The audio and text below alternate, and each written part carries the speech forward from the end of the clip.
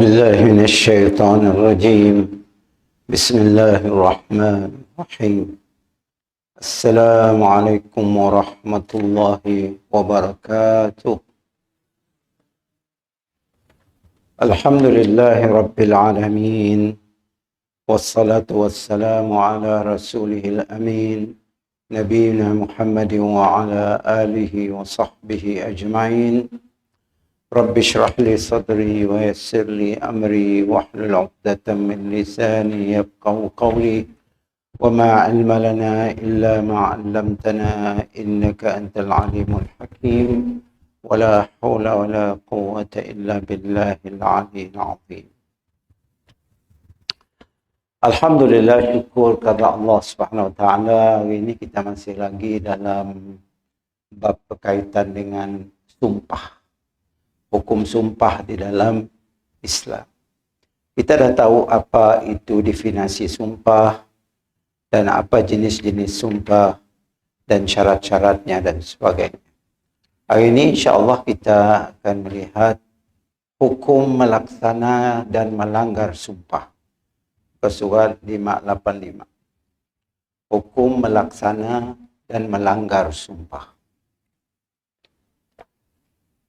Kita lihat sumpah tu sering kali diucap oleh orang Islam, khususnya orang Arab. Seperti mana yang saya telah terangkan, sumpah tu bagi orang Arab tiap-tiap hari sumpah. Tiap kali bercakapnya bersumpah. Tapi sumpah ya dipanggil sumpah lara ataupun sumpah yang sia-sia, tidak ada memberi makna apa-apa. Cuma merupakan buah kata-katanya. Untuk memperkuatkan hujahnya, makanya nyebut nama Allah Subhanahu Wa Taala. Dan kita perlu tahu juga, di negeri Arab nun, Allah ya bukan semestinya Allah nun, Allah Tuhannya. Allah ya biasanya orang Arab, orang Kristian punya nyebut Allah, orang Yahudi punya nyebut Allah. Kristian Arab, Yahudi Arab. Allah ya satu benda yang membuatnya jadi takjub, aneh dan excited. Makanya akan nyebut Allah. Okay. Ya style orang Arab kedai. Kita dengar lagu-lagu Arab dinyanyikan oleh penyanyi-penyanyi Arab yang beragama Kristian, banyak nyebut nama-nama Allah dalamnya. Tapi sebenarnya bukan Allah yang sebutnya. Nya satu lafaz yang sudah terbiasa disebut setidaknya, maka disebut tiap kali setidaknya untuk melafazkan sesuatu perkataan. Baik, hari ini kita lihat hukum melaksana dan melanggar sumpah. Hukum melaksanakan sumpah ialah ia akan menghapuskan kewajipan melaksanakan janji yang dipikul atas bahu orang yang bersumpah. Ya, di antara faedah atau melaksanakan sumpah. Ya. Apabila kita dah bersumpah, jadi kita terlepas daripada melakukan dan dapat menghapuskan kewajipan untuk melaksanakan janji yang terpikul di atas bahu kita. Misalnya contoh, di mahkamah kita nanggap. Di mahkamah biasa pakai sumpah tu nak. Orang jadi saksi, orang yang mendakwa, orang yang kena dakwa, orang jadi saksi, semuanya akan bersumpah. Apabila bersumpah, berarti telah melaksanakan sesuatu yang patut dilaksanakan olehnya, yang terpikul di atas bahunya telah terlaksana. Sama ada untuk menyokong orang yang tadi benarkan isi di mahkamah ya, ataupun yang nak pebulak, pakai sumpah juga. Okay. Orang ni tahu, yang nyebut nama Allah tapi nya pebulak, seperti mana disebut sebelumnya, iaitu sumpah yang dipanggil sumpah dosa, sumpah yang menjadikan orang itu berdosa, iaitu bersumpah atas nama kebohongan. Katalah orang yang benar curi, nyamada wallah saya ada yang curi. Demi Allah saya jadi saksinya saya dan curi, walhanya benar curi. Maka itu sumpah dosa. Yang coba nak menyembunyi sesuatu kebenaran. Ada satu sumpah lagi, sumpah mempertahankan kebenaran. Okay? Kalau kita dijadikan saksi di mahkamah, kita bersumpah dengan nama Allah. Karena sumpah itu boleh dengan nama lain. Yang mesti dengan nama Allah, dengan sifat-sifat Allah, dan dengan nama-nama Allah Subhanahu Wa Taala.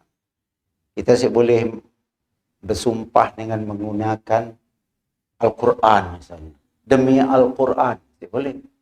Yang mesti demi Allah. Karena Quran ini bukan Allah. Okay, Quran ini cuma kalamullah. Artinya firman-firman Allah. Kita bersumpah demi Muhammad. Boleh.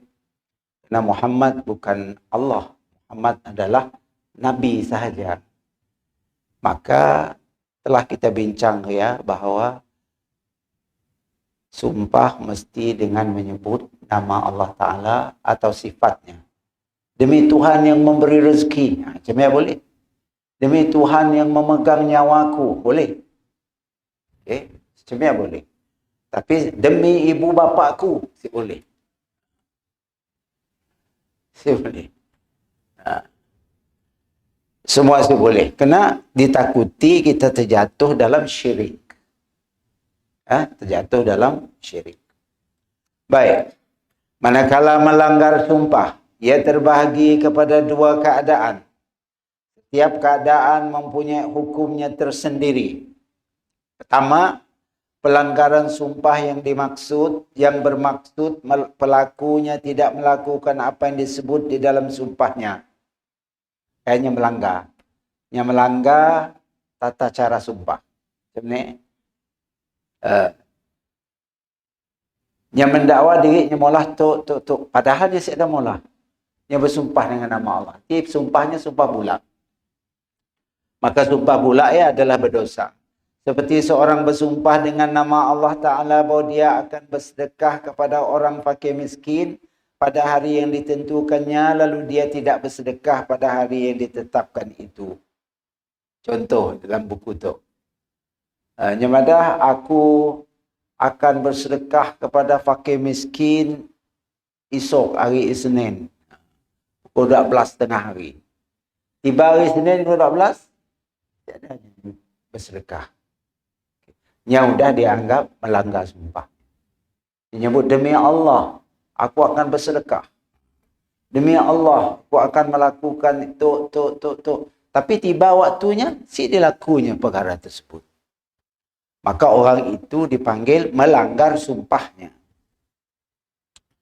Bahawa dia akan lalu dia tidak bersedekah pada hari yang ditetapkan itu, hukum pelanggaran ini ialah dia wajib apa? Membayar denda, mengkafarahkan pelanggaran sumpahnya. Maka hakim perlu menuntut kepadanya supaya membayar kafarah. Seperti kafarah denda. Karenanya telah berbohong dalam sumpahnya. Cara mengkafarahkan sumpah akan dijelaskan insya-Allah.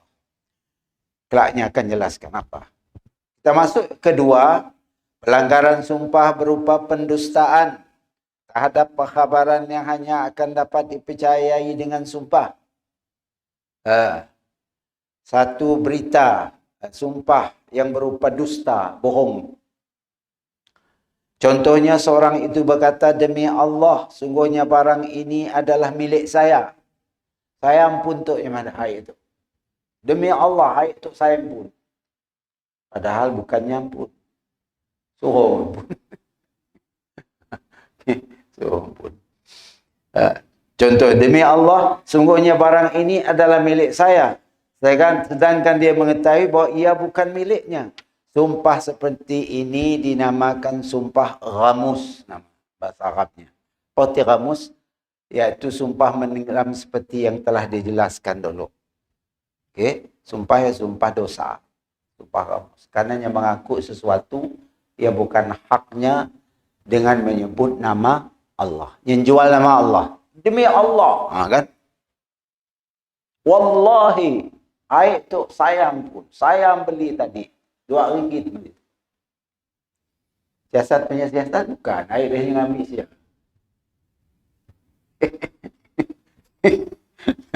Tapi yang bersumpah dengan nama Allah. Maka sumpah itu dipanggil sumpah ramus, sumpah yang berdosa. Kenanya telah berdusta atas perkara tersebut. Hukum pelanggaran ini ialah pelakunya layak mendapat azab sini di akhirat. Yang pedih daripada Allah Azza wa Jalla. Punya mati, masa ya isi tobat, yang dapat seksaan dalam kuburnya. Akibat daripada sumpah dusta tadi. Atau sumpah ramus tadi. Yang mengaku sesuatu yang bukan miliknya. Yang curi duit tabung masjid, kata. Tabung suruh. Tangkap dah nyata. Ada CCTV lagi. Tapi yang berani bersumpah, demi Allah, saya tak pun curi. Padahal terang-terang yang buka segala macam. Dah berkeropor je pun buka juga. Okay. Makanya, punya mati masa saya dan nyasik bertaubat kepada Allah Subhanahu Wa Taala. Taubat, berjanji, saya akan bersumpah ke daerah lagi. Istighfar banyak-banyak. Matilahnya dalam masa yang terdekat, katakanlah. Atau bila-bila masa, yang penting nyasik taubat. Makanya akan mendapat azab Allah Azza wa Jalla. Dan dia wajib membayar kafarah sumpahnya. Denda. Kerana sumpah dia sudah sah. Cukup syarat-syaratnya. Okay. Sumpah ya dari anggap sumpah yang sah. Pebula. Sah pembohong. Apa beza dua igit sumpah tadi? Pertama dan kedua. Bezanya ialah pelaku keadaan kedua adalah lebih mempelekehkan nama Allah Azza wa Jalla. Kerana dia bersumpah dengan nama Allah, sedangkan pada waktu yang sama dia mengetahui dia bersumpah dengan nama Allah secara dusta. Nyemadahnya derma, padahalnya si derma. Bersumpahnya, saya telah menderma duit, padahal si derma. Duit mungkin diambilnya kah, macam ni kan. Tapi dia bersumpah nyebut nama Allah. Artinya nya telah mempelekehkan nama Allah Ta'ala. Demi nak menegak pebulaknya, dia nyebut nama Allah. Jadi kau mempermainkan nama Allah Subhanahu Wa Ta'ala. Nyebut Wallah kan, nama Allah je. Demi Allah, saya ada. Demi Allah benar aku Datuk. Perasa-perasa, rupanya si. Makanya sudah dianggap mempelekehkan nama Allah Subhanahu Wa Ta'ala. Baik. Manakala pelaku keadaan pertama, kemungkinan sewaktu melafazkan sumpahnya, dia berazam untuk memenuhi kewajiban dan melaksanakan kandungan sumpahnya, tetapi wujud halangan yang menghalang dia memenuhi sumpahnya, atau dia mendapati selepas itu wujud sesuatu yang lebih baik daripada dia memenuhi kehendak sumpahnya, lalu dia beramal dengan wasiat Nabi SAW. Ataupun sebenarnya memang nak sedekah. Macam tadi nak sedekah. Tapi tikanya nak bersedekah ya ada halangan. Apa halangan? Mungkin duit kurang. Atau kemungkinannya masih perlu duit ya untuk kepentingannya. Maka dia si jadi bersedekah tadi. Padahalnya dah bersumpah. Padahalnya sudah bersumpah. Mungkin ada halangan. Maka ada sebuah hadis Nabi SAW. Man halafa ala yamin. Kata Nabi. Fara'a ghairaha khairan minha. Faliya'til ladhi huwa khair. Wal yukaffir an yaminihi. Barang siapa yang bersumpah. Lalu dia mendapati sesuatu yang lain. Lebih baik daripadanya. Maka hendaklah dia melakukan yang lebih baik. Hendaklah dia mengkafarahkan sumpahnya. Boleh. Misalnya, tadi padahal, demi Allah saya dah bersedekah 100 ringgit. Kesuruh. Siasat-siasat tiada sedekah. Orang nanya, kena kau dah bersumpah, kau pergi sedekah. Oh, aku tadi baru teringat, aku perlu duit ya. Pakai beli makanan dan sebagainya. Duit ku si cukup. Maka aku si jadi bersedekah. Boleh dalam Islamnya si jadi kerana kepentingan macam ya. Tapi hendaklah membayar kafarah, membayar denda. Okay. Apa kafarahnya? Kita lihat di bawah. Siapa yang melanggari sumpah ghamus tadi, sumpah nok kedua tadi, sumpah dusta, ataupun bukan ghamus, nok pertama tadi, maka dia wajib mengkafarahkannya. Dia boleh memilih salah satu daripada 3 perkara berikut. 1, membebaskan seorang hamba. Hamba berapa ni tu?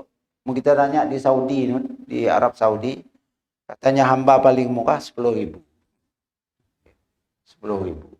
Musik pun sampai ratusan ribu harga hamba. Jangan upah hamba ya jenis cergas, jenis rajin kerja macam ni. Walaupun ini tu dah si ada lagi di Saudi ya hamba si ada lagi. Mungkin di tahu saya lah yang masih ada sistem perhambaan tu di Eritrea, di Somalia, di Sudan. Saya masih ada. Okay. Kalau dinilai dengan harga semasa, harganya sampai mencicah ratusan ribu. Harga seorang hamba. Kenanya si bergaji hamba tu. Kita belinya daripada orang, nya pun mesti kerja di rumah kita tanpa ada gaji. Cuma kita diberi makan, berinya pakaian dan keperluannya. Tanpa. Dan kita lejuk, nanggam malas untuk jualnya, boleh jual. Malas untuk tidur, berderok, kerja.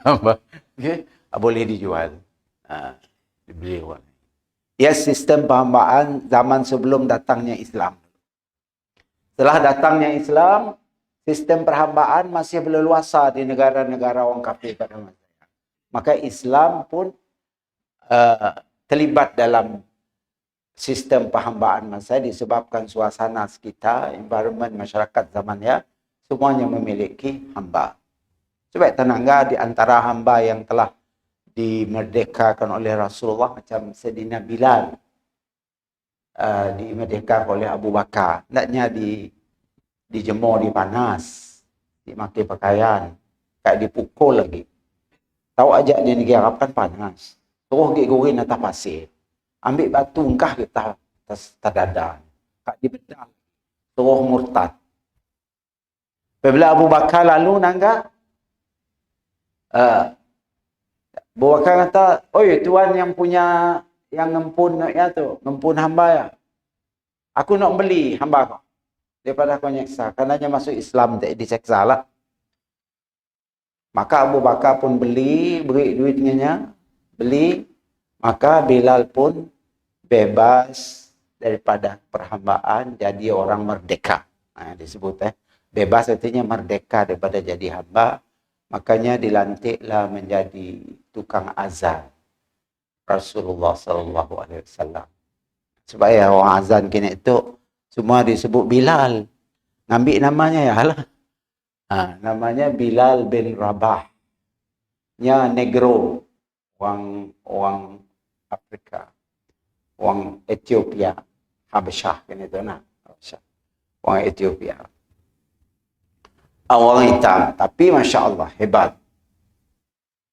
Tukang azan yang disayangi oleh Rasulullah. Ada 5 orang tukang azan zaman Nabi. Salah seorangnya ialah Bilal bin Rabah. Ada Abdullah bin Umi Maktum, ya buta. Juga merupakan muazzin Rasulullah SAW.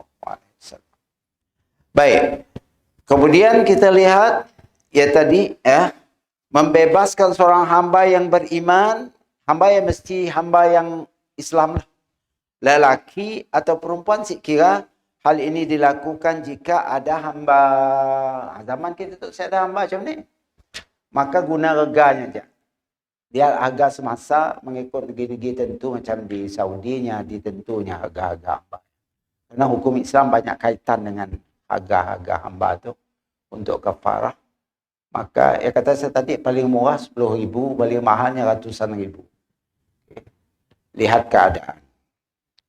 Jadi kini itu hamba si ada, maka kita bayar kafarah dengan duit. Berapa harga hamba? Nah, paling murah 10,000. Bayar 10,000 lah. Untuk supaya sumpah kita tadi ditarik balik. Dan kita tidak berdosa. Karena kita dah membayar kafarah sumpah tersebut. Mun si bayar dan si bertaubat, maka kita si akan lepas, kita akan diseksa Allah Ta'ala di akhirat nanti karena mempergunakan nama Allah dalam sumpah pebula. Okay. Seolah kau mempermainkan nama Allah Subhanahu Wa Ta'ala. Yang kedua, memberi makan 10 orang fakir miskin. Ha. Mun si ada hamba teh, dia duit ke beli hamba mahal gila. Cari 10 orang fakir miskin, beri makan, sampai kenyang. Beri yang si lemak, dah, tinggi, pusing. Tapi sampai kenyang.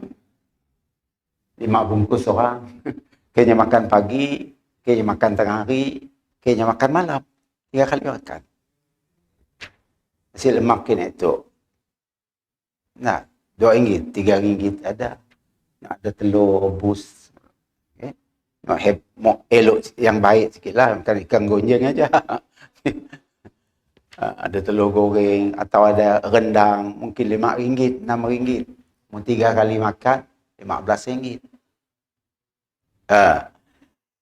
Setiap orang miskin diberi secupak makanan.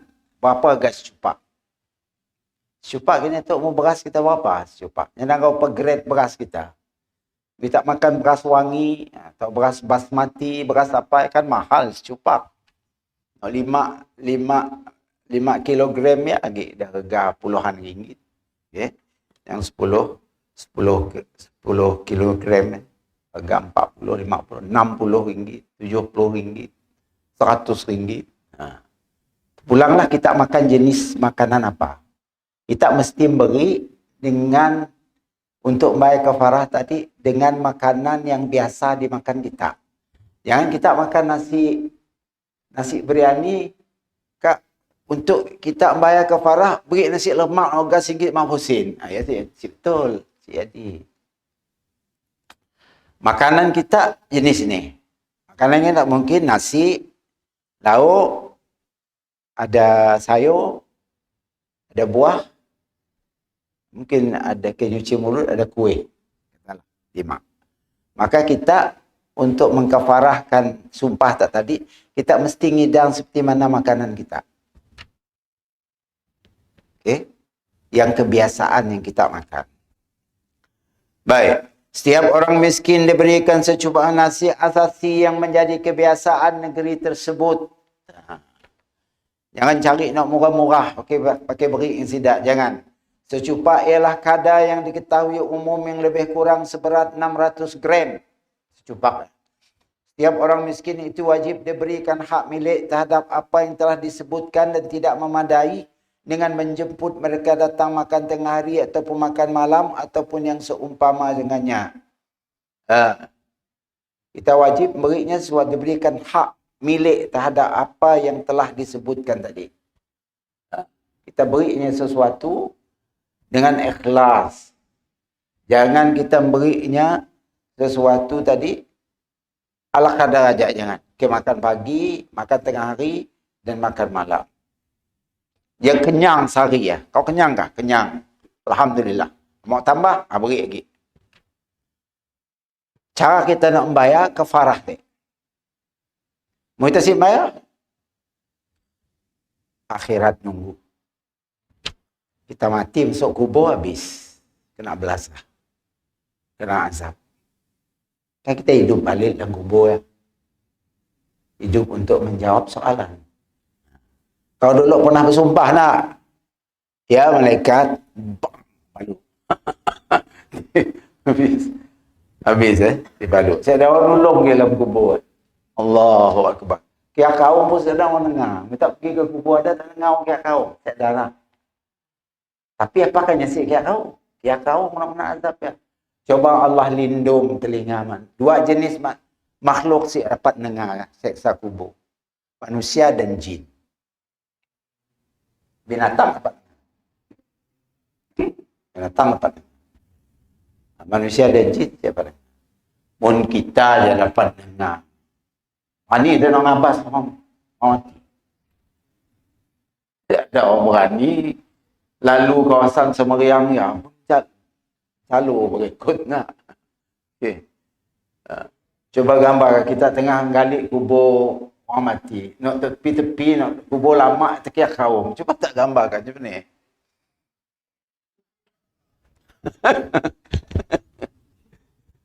Sebab ya Allah Ta'ala untuk supaya kenyamanan kita, supaya kita si terganggu, maka Allah hijabkan. Hijab artinya lindungkan pendengaran kita siapa dengar. Bukan berarti benda yang si ada, benda yang ada. Ya kau. Tapi kita sengaja dilindung Allah Ta'ala untuk supaya kita dapat hidup nyaman. Coba gambar orang semeriang tepi-tepi kan rumah orang. Coba tak gambarkan. Muna etikiak kau setiap malam. Nampaknya tidur siap. Saya dah nak molas tinggal saya lagi. Habis lari. Syukurlah Allah Ta'ala menghijabkan kita daripada mendengar siksaan tadi. Iaitu akibatnya orang yang tidak membayar kafarah sumpah dan tidak bertaubat. Yang ketiga, memberi kiswah. Memberi pakaian. Nak je? Tadi merdeka hamba, beri makan 10 orang pakai miskin. 10 orang. 10 orang. Cari nak miskin lah.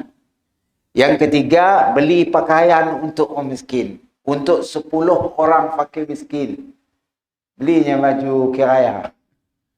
Baju teluk belangak, baju Melayu. Dengan samping sekali. Samping nak mahal, nak gas 1,000 belinya. Kena kita makin samping 1,000. 10 orang lah 10,000. Belum beli baju. Tapi kita biasa pakai samping harga 150.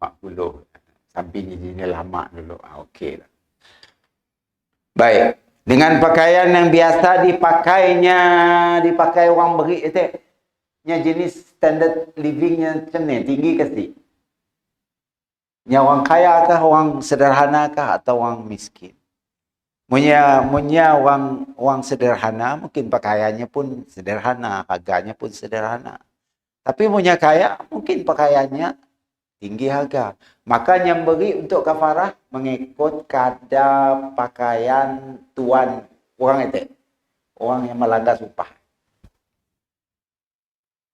Okey, orang yang melanggar sumpah. Secara kebiasaannya kiswah terdiri pada baju, seluar, stukin ada je. Stukin, penutup kepala, kopiah. Dalam apa bentuk sekalipun sialah, songkok kah, kopiah kah, topi cap kah, apa kah. Apa aja lah, topi dapat melindunginya dari panas. Semuanya itu dinamakan kiswah bahasa Arab. Kiswah tu ialah baju, seluar, stokin, topi. Ya kiswah. Melengkapnya baju Melayu, sesut, samping, baju Melayu kan sekali dengan seluar dah. Samping, songkok, kasut. Dia beli sikit dengan selipar daripada beli stukin, beli kasut atau selipar. So dalam 10. 10 belah dalam lah. Mu nak beri boleh lah nambah. Maksudnya tu nak wajib lah. Kita nak nambah kesiannya tu. Berilah baju dalamnya, baju t-shirt dalamnya nak. Pakai supaya peluhnya meresap lah baju ya, si meresap lah baju di luar ya. Boleh lah. Ya ihsan kita lah. Okay? Ihsan kita. Sekiranya dia tidak mampu untuk memenuhi mana-mana daripada 3 perkara itu. Orang tu nyasik mampu. Melia hamba nyasik mampu. Beri makan 10 orang miskin nyasik mampu. Beli pakaian untuk 10 orang pakai miskin pun nyasik mampu. Macam ni. Dia seorang yang sudah, maka dia wajib berpuasa 3 hari. Allah mudahnya. 3 hari. Semangat 3 hari lah. Okay. Kita dapat puasa sebulan dia dapat. Didik 3 hari. Okay. Tapi Masya Allah kita nangga situ. Hukumannya bukan Allah Subhanahu Wa Taala nyuruh kita bayar kafarah ya, bukan untuk mendera kita. Yang salahkan kita. Pas nyuruh kau bersumpah sebarangan. Makin nama Allah lagi ya. Kau tahu Allah disembah kau 5 kali sehari. Kayak Allah yang dipelekeh kau. Kan si patut kerja kau ya. Okey. Maka Allah bukan nak mendera kita, tapi untuk memberi kesedaran kepada kita bahawa itu adalah salah perbuatan kita tersebut. Kita langgar rahmatnya Allah, mun si dapat memerdekakan hamba, si dapat beri makan 10 orang miskin, si dapat beri pakaian 10 orang miskin, suruh puasa 3 hari. Tapi mau kita terus puasa 3 hari, kita ada duit sebenarnya kita beli hamba. Si boleh? Ya, escape ya. Jenis. Si boleh. Yang ada bagus aku puasa 3 hari. Aku ada duit kita beli hamba. Kita beli makan 100 orang miskin pun aku ada duit. Misalnya. Kita beli pakaian 50 orang miskin pun aku ada duit. Tapi ingat sikit lah puasa aja 3 hari. Kau nak perbulak dengan siapa? Perbulak dengan Allah. Tahu sih kau mampu. Tahu. Udah. Seksa kau lah double.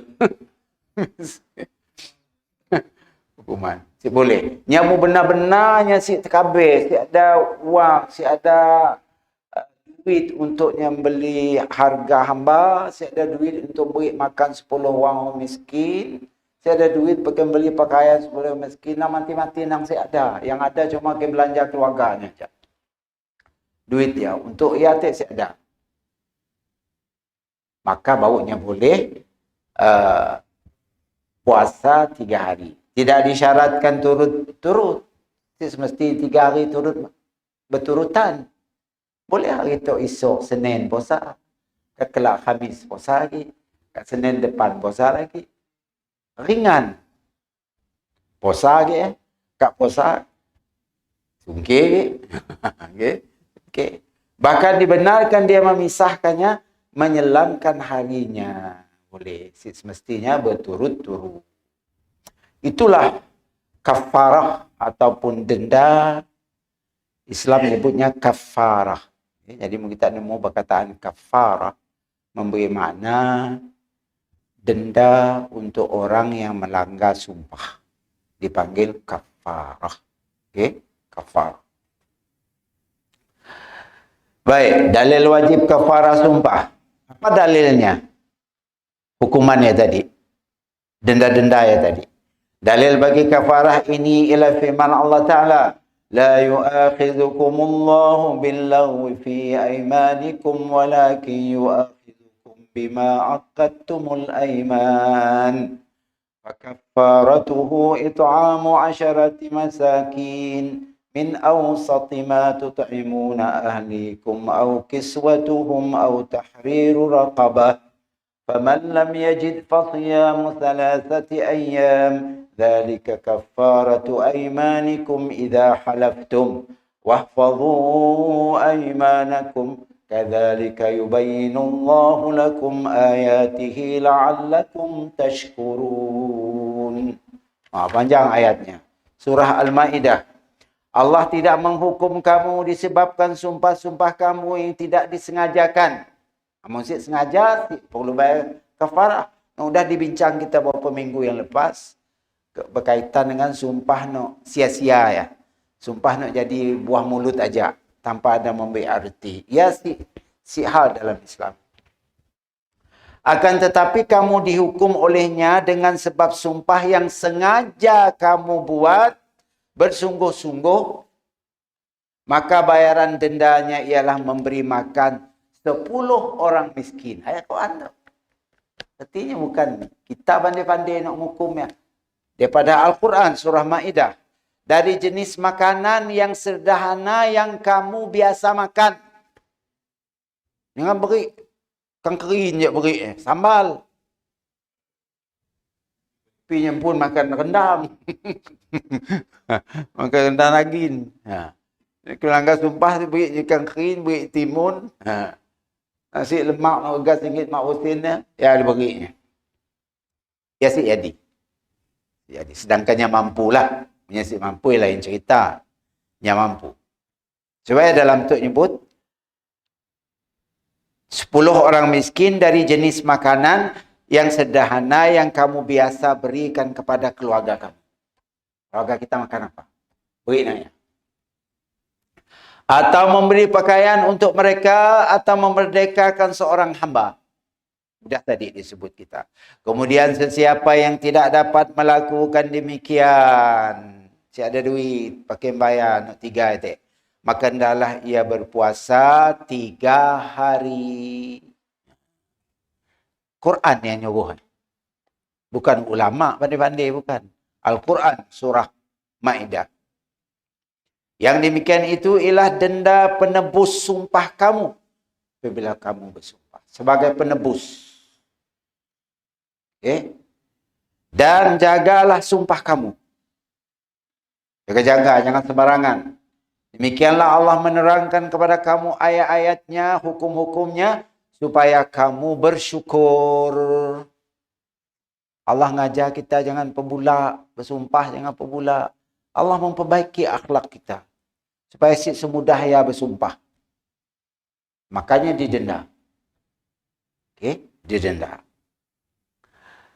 Itulah ayat surah Al-Maidah ayat 89 berkaitan dengan kafarah sumpah. Baik, berapa hukum sumpah? Beberapa hukum sumpah. Kalau seorang berkata, aku bersumpah dengan nama Allah bahwa aku akan melakukan perkara berikut, maka ia adalah sumpah. Tidak kira sama ada lafaz itu diniatkan sampai sumpah, sebagai sumpah ataupun tidak diniatkan apa-apa, karena lafaz tersebut pada kebiasaannya hanya digunakan untuk sumpah. Yang mana, aku bersumpah dengan nama Allah, bahwa aku akan melakukan tuk. Maka wajibnya melakukan benar. Aku bersumpah aku akan menyembelih seekor kambing untuk sedekah orang makan. Hari Senin esok. Sumpah. Wajib siknya menunaikan? Wajib. Kita fikir kita kelakar-kelakar macam ni aja. Tak aku pelintir aja. Sudah. Nak disebut kau dah dikira betul. Dah dikira benar dan janji sebagai sumpah. Sik boleh ditarik balik. Kau sik nunai, bayar kafarah. Supaya kita jangan sembarangan. Nak nyebut ya. Sama macam nazar juga lah. Aku bernazar akan menyembelih seekor sapi. Misalnya. Pada tahun ini, bulan Februari, misal 2024, untuk sedekah ke masjid-masjid. Tiba-tiba datang 2 Februari, sedekah. Sedangkan dah bersumpah. Maka wajiblahnya membayar kafarah sumpah. Baik. Seperti mana firman Allah, wa aqsamu billahi jahda aymanihim, dan mereka bersumpah dengan nama Allah dengan bersungguh-sungguh. Tetapi jika dia tidak niatkan kata-kata itu sebagai sumpah dengan dia meniatkan sebagai satu perkhabaran, sebagai cerita aja, yang bukan niat untuk bersumpah tentang perkara yang telah berlaku ataupun perkhabaran yang akan datang, maka ia bukanlah sumpah. Ini cerita aja. Wallahi ya, aku ada niat ya. Tapi saya tahu bila hanya cerita aja. Ayat tidak dikira sumpah. Okey, saya dikira sumpah. Ya coba ceritakan apa? Aku lallahil azim, demi Allah aku niat ya, tapi saya tahu bila, tapi belum tak ada duit aku tu. Aku memang makanya saya dianggap sumpah. Karenanya cuma mencerita tentang niatnya ingin bersedekah tadi. Maka itu tidak dianggap sumpah. Yang kedua, kalau seorang berkata kepada orang lain, aku bersumpah kepada kamu dengan nama Allah, ataupun aku meminta kepada kamu dengan nama Allah, kamu hendaklah melakukan perkara berikut, maka ia adalah sumpah. Dianggap sumpah.